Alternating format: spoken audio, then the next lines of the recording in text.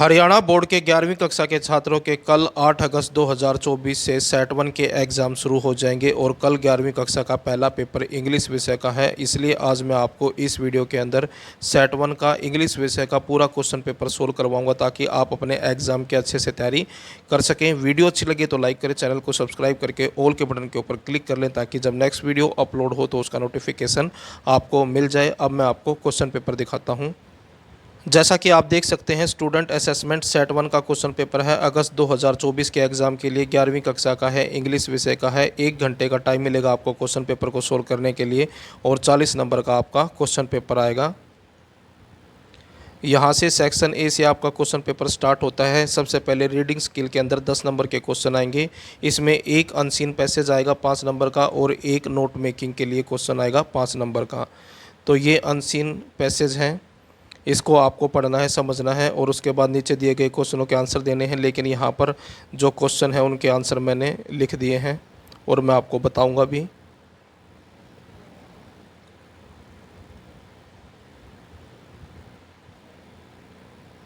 तो पहला क्वेश्चन देखिए। पहला क्वेश्चन है, life is possible on earth only because of. Life मतलब जीवन, पॉसिबल मतलब संभव है, ऑन अर्थ यानी कि पृथ्वी पर, ओनली बिकॉज ऑफ केवल इसलिए क्योंकि पृथ्वी के ऊपर एयर भी है, पानी भी है, वाटर भी है और ज़मीन भी है। तो इसका जो आंसर है वो है option D, all of them. क्योंकि पृथ्वी के ऊपर ये तीनों चीज़ें हैं इसलिए पृथ्वी के ऊपर जीवन संभव है। तो ऑप्शन डी जो है आपका आंसर है। उसके बाद अगला क्वेश्चन है, how much of the earth is covered by land, यानी कि पृथ्वी पर कितने प्रतिशत एरिया के ऊपर ज़मीन है। तो पृथ्वी के ऊपर 30% एरिया के ऊपर ज़मीन है। तो ऑप्शन बी जो है आपका आंसर है। उसके बाद तीसरा क्वेश्चन है, how much time does the earth take to complete a round around the sun, यानी कि हाउ मच टाइम कितना समय डज द अर्थ टेक यानी कि पृथ्वी लेती है टू कंप्लीट पूरा करने में, ए राउंड मतलब एक चक्कर, अराउंड द सन यानी कि सूरज के चारों तरफ, यानी कि सूरज के चारों तरफ पृथ्वी एक चक्कर, पूरा एक चक्कर लगाने में कितना समय लेती है। तो इसका आंसर है ऑप्शन बी। उसके बाद अगला क्वेश्चन है, how are days and nights form, यानी कि दिन और रात कैसे बनती हैं। तो इसका आंसर है option A, when the earth rotates on it's on axis, यानी कि जब पृथ्वी अपने अक्ष के ऊपर घूमती है तो दिन और रात बनते हैं। उसके बाद अगला क्वेश्चन है, what is our primary duty, हमारी जो प्राइमरी ड्यूटी है वो क्या है। तो आंसर है option D, to save the earth, यानी कि पृथ्वी को बचाना। उसके बाद read the following passage and make notes on it and give a suitable title, यानी कि इस पैसेज को पढ़ना है और इसके नोट बनाने हैं और उसके बाद इस पैसेज को एक टाइटल भी देना है। तो इस तरह का क्वेश्चन जो है आपने पहले नहीं देखा होगा, पहले इस तरह के क्वेश्चन नहीं आते थे 10वीं कक्षा तक। अब जो है पहली बार आपके सामने इस तरह का क्वेश्चन आएगा, तो इसलिए इस क्वेश्चन को थोड़ा सा ध्यान दे के पढ़ें। तो ये पैसेज है, इस पैसेज को पढ़ना है, समझना है और इसमें से जो मेन पॉइंट है वो आपको छांट कर लिखने होंगे और इसका टाइटल भी देना होगा। तो ये पैसेज हैं, इसको पढ़ें, समझें। और उसके बाद यहाँ पर जो क्वेश्चन है, क्वेश्चन के अंदर यहाँ पर यही बताया है कि पैसेज को पढ़कर उसके जो है मेन पॉइंट यानी कि नोट्स बनाने हैं और इसको टाइटल देना है। तो आपको यहाँ पर नोट्स बनाने हैं। सबसे पहले आप नोट्स लिखेंगे और यहाँ पर जो पैसेज के अंदर जो पहला जो मेन पॉइंट है उस मेन पॉइंट को लिखना है, फिर उसके बाद उसके सब पॉइंट लिखने हैं। तो जो मेन पॉइंट है वो है स्टेटस ऑफ वुमेन, यानी कि औरतों का क्या स्टेटस था, क्या स्थिति थी। उसके बाद पहला जो सब पॉइंट बनेगा इन द पास्ट, यानी कि पास्ट में कैसी थी। तो हाई स्टेटस, यानी कि जो औरतों का स्टेटस था पास्ट में वो हाई था, सुपीरियर टू मैन, पुरुषों से ज़्यादा महत्व दिया जाता था, सुपीरियर थी। उसके बाद है स्टेटस बिफोर इंडिपेंडेंस, दूसरा इम्पोर्टेंट जो पॉइंट बनेगा आज़ादी से पहले जो है भारत के अंदर औरतों की क्या स्थिति थी। तो पहला पॉइंट बनेगा, सब पॉइंट इसका had to go behind the veils, यानी कि पर्दे के पीछे रहना पड़ता था उनको। नॉट मच इम्पोर्टेंस, यानी कि ज़्यादा महत्व नहीं दिया जाता था। मैन डोमिनेटेड द सोसाइटी, और जो समाज था वो मैन डोमिनेटेड था, यानी कि जो पुरुष थे उनका दबदबा था। उसके बाद वुमेन थॉट इन्फीरियर, और औरतों को जो है हीन समझा जाता था। उसके बाद है पोस्ट इंडिपेंडेंस स्टेटस, यानी कि आज़ादी के बाद जो है औरतों की क्या स्थिति है भारत के अंदर।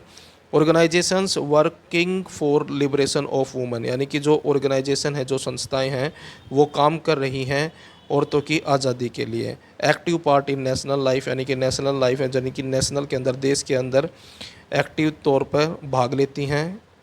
उसके बाद है नॉट फुल्ली लिबरेटेड, लेकिन पूरी तरह से आज़ाद नहीं है। उसके बाद सिटी एंड विलेज वुमेन, यानी कि जो शहर की औरतें हैं और गांव की जो औरतें हैं, उनमें क्या अंतर है उसके बारे में बताना है, यानी कि मेन पॉइंट बनता है ये, और इसके जो सब पॉइंट है वो बनेंगे। सिटी वुमेन मोस्टली लिबरेटेड, यानी कि जो शहर की औरतें थी वो अधिकतर आज़ाद थी।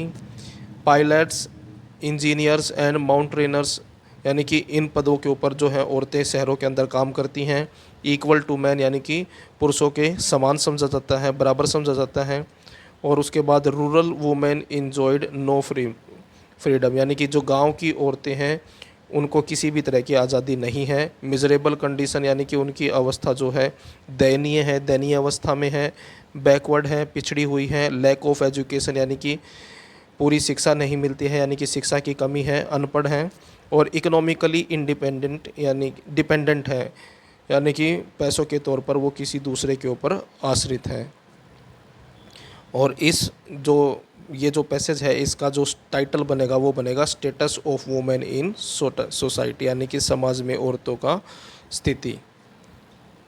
उसके बाद सेक्शन बी आएगा। सेक्शन बी के अंदर जो है 5 नंबर का क्वेश्चन आएगा। इसमें एक लेटर आएगा, 2 क्वेश्चन होंगे, दोनों में से जो भी आपको आसान लगे वो आपको करना है। पहला जो है यहाँ पर लेटर है, in the capacity of the president of the welfare association of your colony, यानी कि कॉलोनी में जो वेलफेयर एसोसिएशन है उसके आप प्रेसिडेंट हैं। राइट ए लेटर, लेटर लिखना है कमिश्नर को ऑफ चेन्नई, चेन्नई के कमिश्नर को, कॉरपोरेशन के। कंप्लेनिंग, यानी कि शिकायत करनी है against the poor in sanitary, यानी कि जो खराब सफाई संबंधी जो अवस्था है। पुअर इन सैनिटरी कंडीशन का मतलब होता है स्वच्छता संबंधित जो खराब स्थिति है उसके बारे में बताना है। तो इन यूअर लोकेलिटी, यानी कि जहाँ पर आप रहते हैं उस लोकल जगह की। तो लेटर जो है शुरुआत करेंगे, सबसे पहले लिखेंगे प्रेसिडेंट, रेजिडेंट्स वेलफेयर एसोसिएशन, अन्ना साली नगर ये नाम है, और उसके बाद चेन्नई। उसके बाद तारीख लिखनी है, तारीख लिखने के बाद कमिश्नर को लिख रहे हैं तो कमिश्नर को द कमिश्नर चेन्नई कॉरपोरेशन, उसके बाद चेन्नई, और इसका सब्जेक्ट लिखेंगे poor insanitary condition in our locality, यानी कि हमारी लोकेलिटी के अंदर जो स्वच्छता संबंधी जो खराब स्थिति है उसके बारे में। Dear sir, I wish to draw your attention, यानी कि मैं चाहता हूँ आपका ध्यान दिलाना, आपका अटेंशन चाहता हूँ। To the bad sanitary condition, जो स्वच्छता संबंधी जो बुरी अवस्था है इन आवर लोकेलिटी, हमारी लोकेलिटी के अंदर। The roads of the colony are in poor shape, यानी कि जो सड़कें हैं कॉलोनी की वो खराब हैं। पुअर शेप का मतलब है खराब है। There are potholes on the roads, कहता है कि यहाँ पर जो सड़कें हैं उन पर गड्ढे हैं। पोर्ट होल का मतलब है गड्ढे हैं। इन रेनी सीजन, यानी कि वर्षा के सीज़न में, वर्षा ऋतु में, these hole are filled with water, ये जो होल हैं वो पानी से भर जाते हैं। फील्ड मतलब भरना, विद वाटर मतलब पानी से, वर्षा के पानी से। Mosquitoes breed in these hole, जो मॉस्किटो हैं वो यहाँ पर प्रजनन करते हैं, यानी कि मच्छर पैदा होते हैं दीज होल, इन होलों में। And create the danger of malaria, और जो खतरा है, क्रिएट मतलब उत्पन्न करना, डेंजर मतलब खतरा, ऑफ मलेरिया यानी कि मलेरिया का जो खतरा है वो उत्पन्न होता है इससे। There are heaps of rubbish lying everywhere, कहता है कि यहाँ पर ढेर है। हीप का मतलब होता है ढेर, रबीज मतलब गंदगी, लेइंग मतलब स्थित है, एवरीवेयर मतलब सभी जगह, यानी कि सभी जगह जो है कचरे के ढेर लगे हुए हैं। The municipal sweeper does not come regularly, जो म्यूनसिपल स्वीपर है यानी कि नगर पालिका के जो स्वीपर हैं, झाड़ू मारने वाले हैं, वो रेगुलरली जो है लगातार वो यहाँ पर नहीं आते हैं। द ड्रेन्स, जो नाले हैं, बारिश के पानी को निकालने के लिए जो ड्रेन होते हैं, नाले होते हैं, उनको ड्रेन कहते हैं। आर नॉट क्लीन रेगुलरली, उनको भी समय समय पर साफ़ नहीं किया जाता है। These drain are rubbish and rubbish heap, ये जो दीज ड्रेन्स यानी कि ये जो नाले हैं, एंड रबिश हीप्स यानी कि कूड़े के जो ढेर हैं, have also become breeding place, कहता है कि ये भी जो है बिकम मतलब बन गए हैं, ब्रीडिंग प्लेस प्रजनन की जगह फॉर मॉस्किटोज मतलब मच्छरों के लिए। There are stray dogs everywhere, और यहाँ पर सभी जगह जो है आवारा कुत्ते हैं या स्ट्रे डॉग्स हैं। आई रिक्वेस्ट यू टू पे ए विजिट टू आवर लोकेलिटी, मैं आपसे प्रार्थना करता हूँ कि आप हमारी लोकेलिटी में आएँ। टू सी देखने के लिए, थिंग्स मतलब चीज़ों को, फॉर योर सेल्फ यानी कि स्वयं से खुद इन चीज़ों को देखने के लिए हमारी लोकेलिटी में यानी कि हमारी कॉलोनी में आए। These please instruct the in sanitary staff, please मतलब कृपया करें कि इंस्ट्रक्ट मतलब निर्देश दें यानी कि आदेश दें एक तरह से सैनिटरी स्टाफ को यानी कि सफाई कर्मचारियों को, to see that the roads and street are swept daily, यानी कि जो सफाई संबंधी जो कर्मचारी हैं जो अधिकारी हैं वो देखें कि सड़कें जो हैं और जो गलियां हैं स्ट्रीट मतलब गलियां आर स्वेप्ट डेली वो रोज़ाना साफ़ हों। And the drains are cleaned regularly, और जो नाले हैं वो भी रेगुलरली साफ़ हों। Rubbish should be remove daily, और जो गंदगी है वो डेली हटनी चाहिए। शुड बी रिमूव्ड, रिमूव्ड मतलब हटाना, डेली मतलब प्रतिदिन। थैंक यू यूर फेथफुली, उसके बाद मोहन। फिर उसके बाद चॉइस में मिलेगा एक question, you are Sudhir Kumar the leader of Gulmohar eco club of government high school Calcutta, your club is going to celebrate a tree plantation programme, write a notice, यानी कि नोटिस दिया गया है। गुलमोहर इको क्लब है तुम्हारे स्कूल का और जो है एक ट्री प्लांटेशन जो है पौधे लगाने का जो प्रोग्राम है अभियान है उसके बारे में लिखना है। तो कैसे लिखना है यहाँ पर लिखा हुआ है, स्टार्टिंग में आपको स्कूल का नाम लिखना है, गवर्नमेंट हाई स्कूल है काल का, नोटिस है ट्री प्लांटेशन का और तारीख लिखनी है। उसके बाद the Gulmohar eco club, question के अंदर ही ये चीज़ लिखी हुई थी, जो गुलमोहर इको क्लब है ऑफ आवर स्कूल हमारे स्कूल का, इज़ गोइंग टू सेलिब्रेट वो मनाने जा रहा है, सेलिब्रेट करना मनाना, गोइंग टू यानी कि कोई निकट फ्यूचर के अंदर कोई काम करने जा रहे हैं तो उसके लिए गोइंग टू वर्ड यूज़ होता है। ए ट्री प्लांटेशन प्रोग्राम यानी कि पौधारोपण जो है उसका प्रोग्राम जो है उसको मनाने जा रहे हैं। ऑन 17th एंड 18th यानी कि 17 और 18 तारीख को ऑफ दिस मंथ मतलब इस महीने की 17 और 18 तारीख को। The plants shall be planted in the school, यानी कि जो पौधे हैं, प्लांट्स मतलब पौधे, सेल बी फ्यूचर कंटिन्यूस के लिए यूज़ होता है, प्लांटेड मतलब लगाए जाएंगे, इन द स्कूल स्कूल के अंदर, स्कूल कैंपस के अंदर यानी कि स्कूल के आंगन में, ऑन 17th यानी कि 17 तारीख को, and in the neighbouring area, और नेबरिंग एरिया का मतलब होता है आसपास के इलाके में, ऑन 18th यानी कि स्कूल के अंदर 17 तारीख को लगेंगे और स्कूल के आसपास के जो नेबरिंग एरिया है यानी कि आस पड़ोस का जो इलाका है उसमें 18 तारीख को।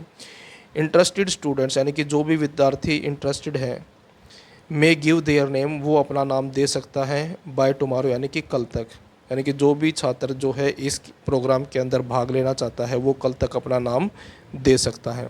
उसके बाद फिर नाम लिखना है, लीडर गुलमोहर इको क्लब। उसके बाद ग्रामर के क्वेश्चन आएंगे।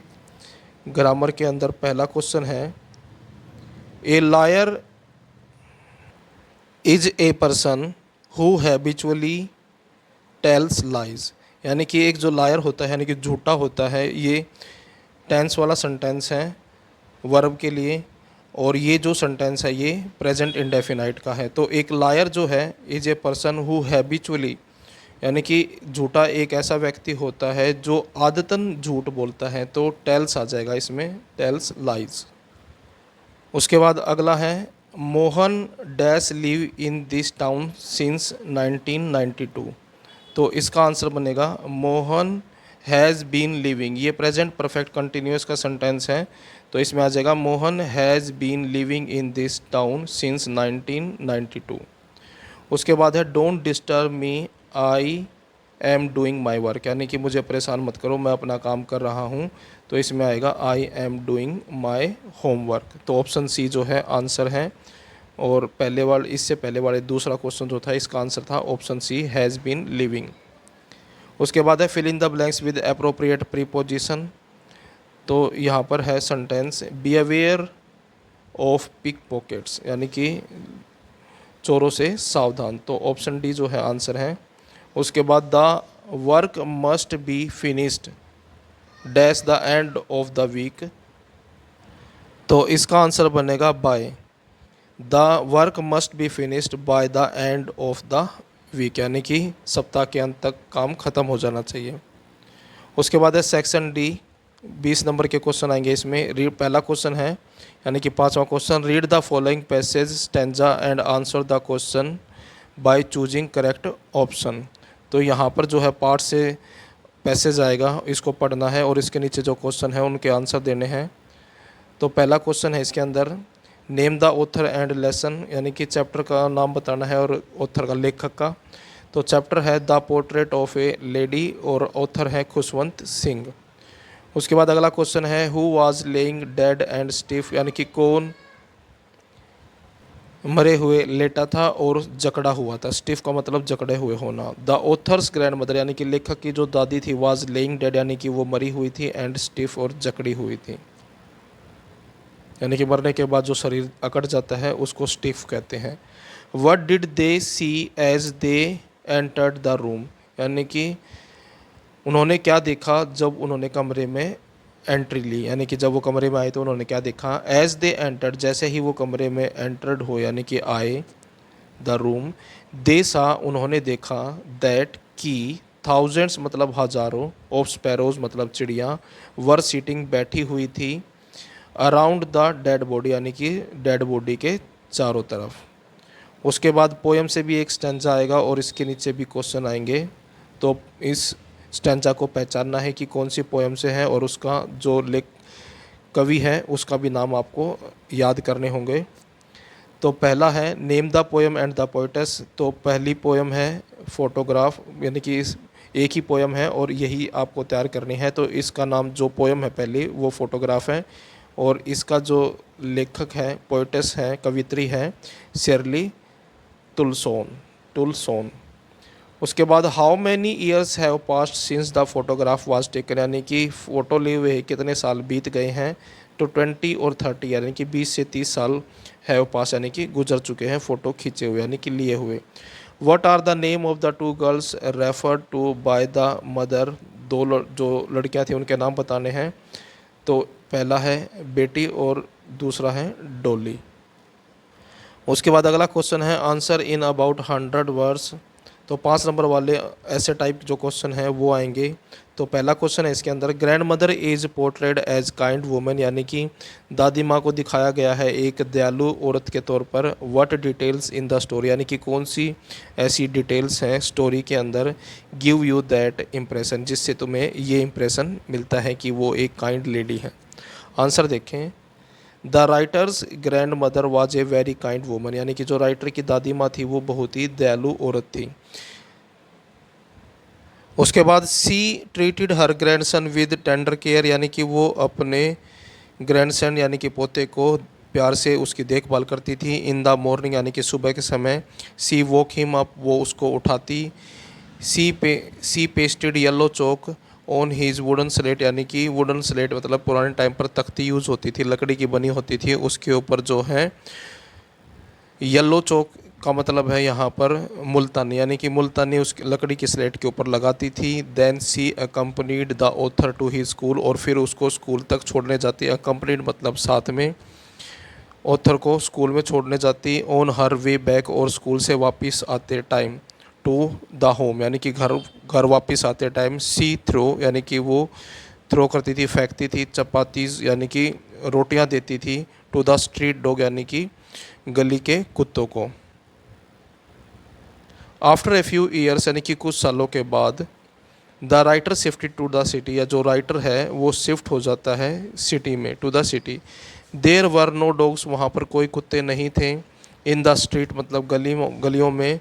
सो सी स्टार्टेड फीडिंग द स्पैरोज, सो इसलिए सी वह स्टार्टेड शुरू कर देती है, फीडिंग मतलब खिलाना, द स्पैरोज मतलब चिड़िया को। इन द इवनिंग, यानी कि शाम के समय। सी डेली थ्रू ब्रेड क्रम्स, यानी कि शाम के समय डेली मतलब रोज़ाना। सी थ्रू यानी कि देती थी रोटी के टुकड़े, ब्रेड क्रम्स होते हैं रोटी के टुकड़े। टू द स्पैरोज मतलब चिड़िया को। The writer says that this was her happiest half an hour, जो राइटर है वो कहता है, सेज मतलब कहना, दैट मतलब कि, this was her happiest half an hour, यानी कि ये उसका सबसे अच्छा आधा घंटा होता है। इन द डे मतलब दिन का। स्पैरोज बिकम हर फ्रेंड्स, जो चिड़िया हैं उसकी मित्र बन गई हैं यानी कि उसकी दोस्त बन गई हैं। They would sit on her head, वो उसके सिर पर बैठती हैं, एंड लेग्स पैरों पर। But she never shooed them away, परंतु वो उनको कभी भी नहीं भगाती है। This was her daily routine, ये उसका डेली का रूटीन था। She never forget to feed the sparrows, she वह नेवर कभी नहीं, फॉरगेट मतलब भूलती थी, टू फीड खिलाना, द स्पैरोज मतलब चिड़िया को, यानी कि चिड़िया को खिलाना वो कभी भी नहीं भूलती थी। दीज थिंग्स यानी कि ये चीज़ें, सो मतलब दिखाती हैं, बताती हैं, दैट मतलब कि, द ग्रैंड मतलब जो दादी माँ है, grand mother, was a very kind lady, जो दादी माँ थी वो बहुत ही दयालु औरत थी। उसके बाद अगला क्वेश्चन है, what does the narrative of the story tell about the author and the family, यानी कि जो नैरेटिव है, जो वर्णन किया गया है कहानी का, उसके अंदर ऑथर के बारे में और उसके परिवार के बारे में क्या बताया गया है। और ये जो 5 नंबर का क्वेश्चन आएगा, इसके चॉइस में भी एक क्वेश्चन ज़रूर आएगा, तो दोनों में से जो भी आपको आसान लगेगा वो आपको करना है।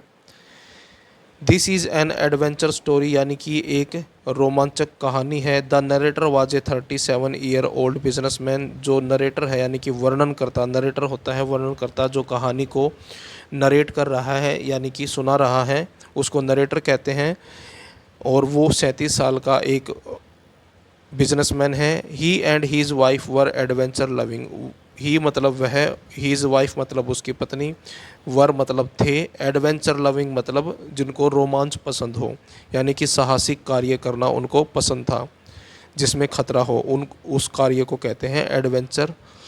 The couple decide to duplicate the round the world, the couple यानी कि जोड़े ने, डिसाइडेड मतलब निर्णय किया, टू डुप्लीकेट यानी कि फॉलो करेंगे, राउंड द वर्ल्ड यानी कि दुनिया का चक्कर लगाएंगे, व्योज मतलब समुद्री यात्रा करेंगे, मेड 200 ईयर्स अर्लियर, जो 200 साल पहले की गई थी, बाय कैप्टन जेम्स कुक, यानी कि कैप्टन जेम्स कुक ने 200 साल पहले जो दुनिया की यात्रा की थी, बिल्कुल उसी रास्ते को फॉलो करते हुए, यानी कि उसी की ही डुप्लीकेट कॉपी जो है वो भी करेंगे, यानी कि उसी के रास्ते को फॉलो करते हुए वो भी दुनिया का चक्कर लगाएंगे।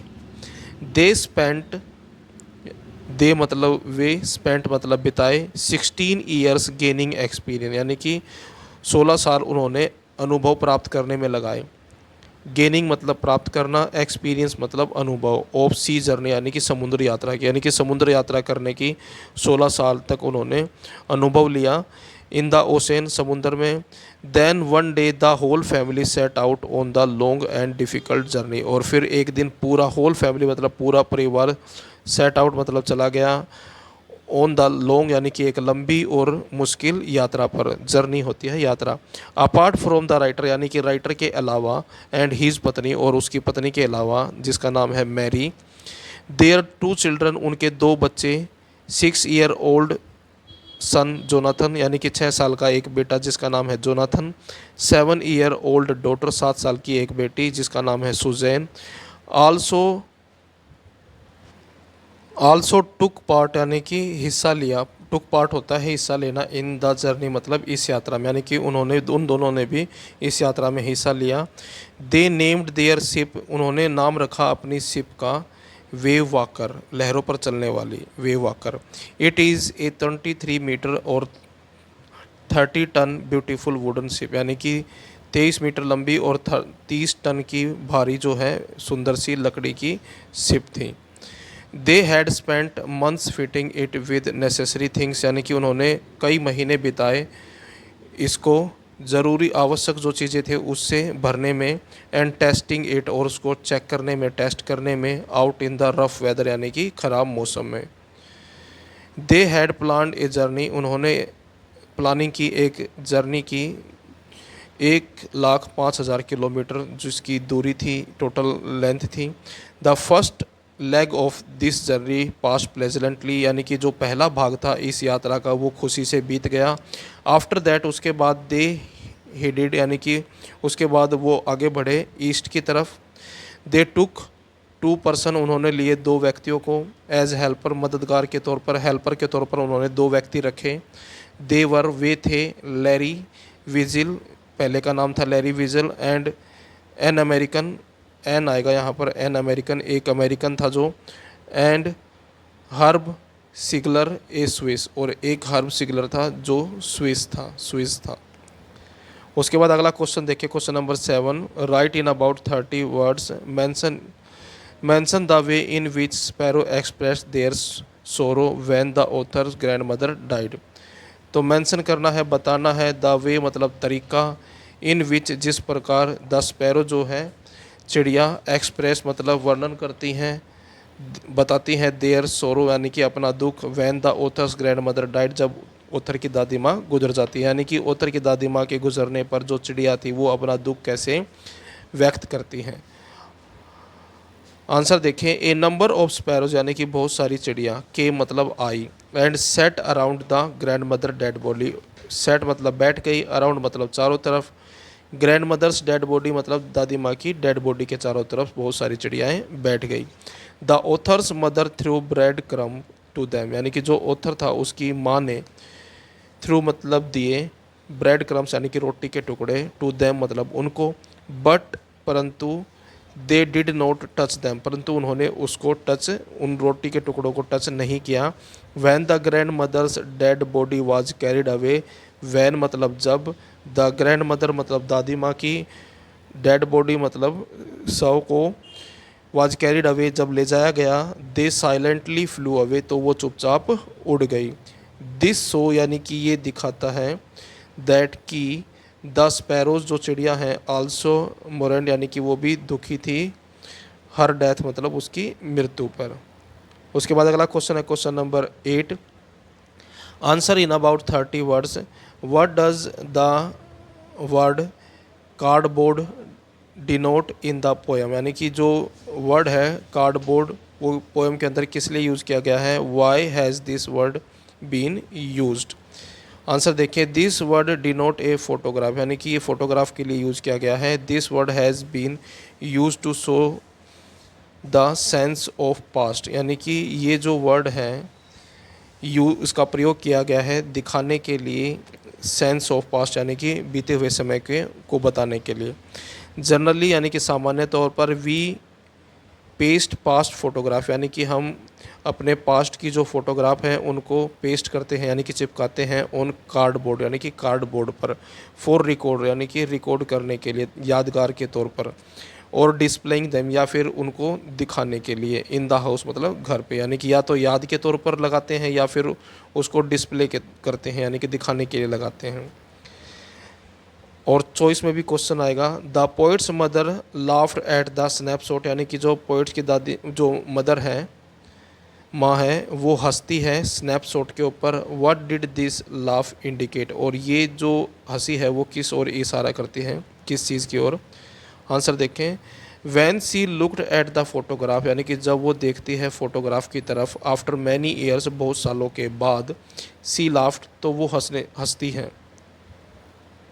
सी indicates that she remembered her past, यानी कि इससे ये इंडिकेशन मिलती है यानी कि ये बात पता लगती है, सी रिमेंबर्ड वो उसने याद किया अपने पास्ट को, यानी कि उसके बीते हुए चीज़ें जो हैं याद आई। The memory of that sea holiday, जो यादें हैं, मेमोरी मतलब यादें, दैट सी हॉलीडे यानी कि उस समुद्री यात्रा की, छुट्टियों के दिनों की, बिकेम अलाइव यानी कि वो जीवित हो गई फिर से, इन हर माइंड मतलब उसके दिमाग, यानी कि उसको पुरानी चीज़ें जो हैं, जो पुरानी जो सी हॉलीडेज़ थे यानी कि समुद्र की जो छुट्टियों के जो दिन थे वो उसको याद आते हैं।